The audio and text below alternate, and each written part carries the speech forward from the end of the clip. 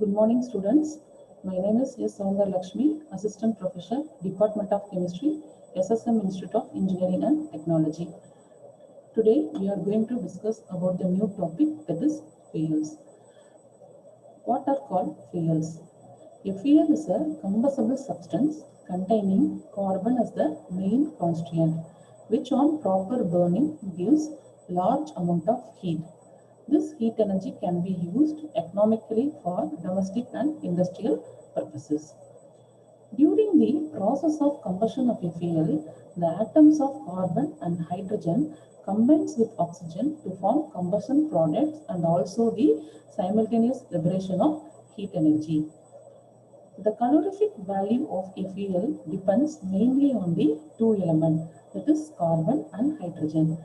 Carbon combines with oxygen to form a combustion product, that is carbon dioxide, and also produces the heat energy of about 94 kilocalories. Then hydrogen combines with oxygen to form a combustion product, that is water, and produce the heat energy of about 68.5 kilocalories. So carbon compounds have been used for many centuries as the source of heat and energy. The main source of fuel is coal and petroleum. These are called stored fuels because they are available in the earth's crust, and they are generally called fossil fuels because they were formed from the fossilized remains of plants and animals.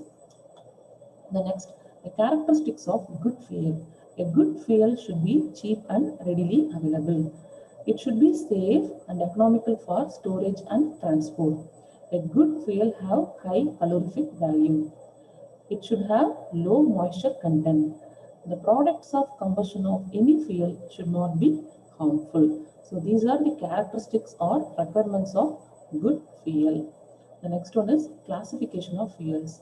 Fuels are classified into two types, that is primary or natural fuels. Then second one is secondary or derived fuels. Primary or natural fuels are obtained as such naturals. So solid fuels, liquid fuels, and gaseous fuels.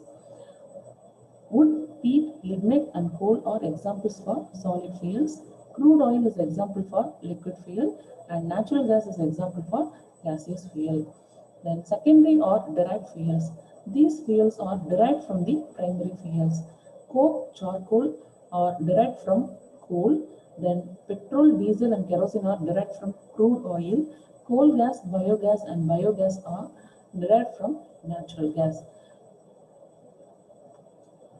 So, examples for solid fuels: wood, cow dung cakes, charcoal, and coal. These are all examples of solid fuels.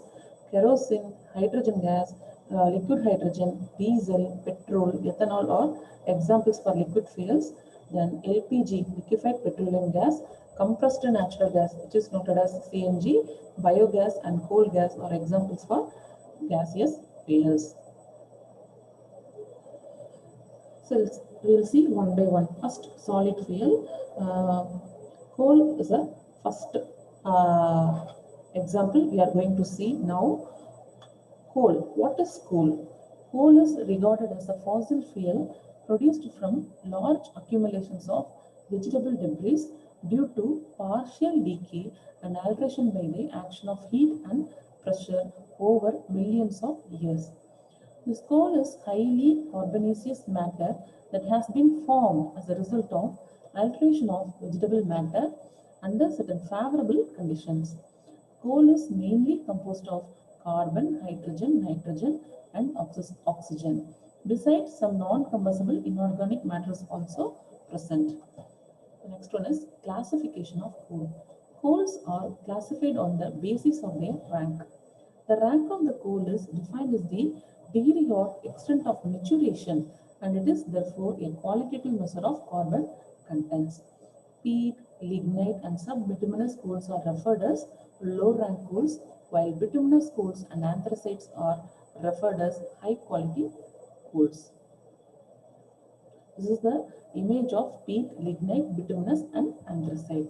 The next one is the progress qualification or metamorphism. The process of conversion of vegetable matter to anthracite is called as qualification or metamorphism. So during this progressive transformation of wood to anthracite results in increase in carbon content, increase in hardness, increase in calorific value. Then there may be a decrease in moisture content, decrease in volatile matter content, decrease in hydrogen, oxygen, nitrogen and sulfur contents. So peat having the calorific value of 5000 kilocalories per kilogram, it is used for power generation and domestic purposes. Then lignite have a calorific value of 6500 kilocalories per kilogram. It is used in manufacture of producer gas, thermal power plants. Bituminous coal has calorific value of 8000 kilocalorie per kilogram. It is used for metallurgical coke, then coal gas, boiler and domestic purposes. Anthracite has a calorific value of 8600 kilocalorie per kilogram. It is used in boilers and it is also used as a metallurgical fuel and also used as a domestic purpose. The next topic is analysis of coal. In order to assess the quality of the coal, that is for ranking the coal, there are two types of analysis are made. One is proximate analysis and second one is ultimate analysis. In proximate analysis, it involves the determination of the physical constraints such as moisture content, volatile matter content, ash content and fixed carbon content. We will see one by one. First, we are going to see about the moisture content. For determining the moisture content, 1 gram of finely powdered air-dried coal sample is taken and will be weighed, then it will be taken in a crucible. This crucible is placed in an electric hot air oven and the temperature of the oven is maintained at 105 degrees Celsius to 110 degrees Celsius. This crucible is allowed to remain in the oven for 1 hour and then it will be taken out. Then it will be cooled in a desiccator. After that, it will be weighed. The loss in weight is reported as moisture content on the percentage basis. So this is the image of crucible. So the percentage of moisture is calculated as loss in weight divided by weight of coal sample taken into 100. And second one is volatile matter content. The dried sample of coal left in the crucible is covered with a lid and then placed in an electric furnace and the temperature is maintained about 925 degrees Celsius to 950 degrees Celsius. The crucible is heated for 7 minutes in this muffle furnace. After that, it will be taken out and it will be cooled first in air and then it will be kept in a desiccator. After that, it will be taken out from the desiccator and then weighed again. The loss in weight is reported as volatile matter on the percentage basis. So the percentage of volatile matter is calculated as loss in weight due to the removal of volatile matter divided by weight of coal sample taken into 100. Then third one is ash content. The residual coal in the crucible is then heated without lid in a muffle furnace and the temperature is about 700 to 750 degrees Celsius. This crucible is heated in this muffle furnace at this temperature about half an hour. After heating, the crucible is taken out and allowed to cool first in air, after that desiccator, and finally it will be weighed.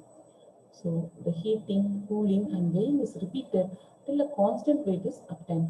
The residue is reported as ash on the percentage basis. So the percentage of ash is calculated as weight of ash found or lift divided by weight of coal sample taken into 100. Then finally, fixed carbon content.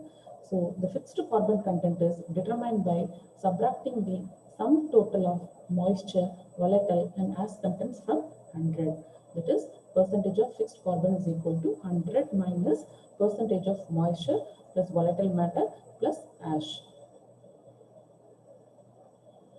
The proximate analysis provides the following valuable information in assessing the quality of the coal. Higher the moisture content present in the coal is undesirable because it lowers the calorific value. Higher the volatile content in coal is also undesirable. It also lowers the calorific value. Higher the ash content in the coal is also undesirable. It also lowers the calorific value.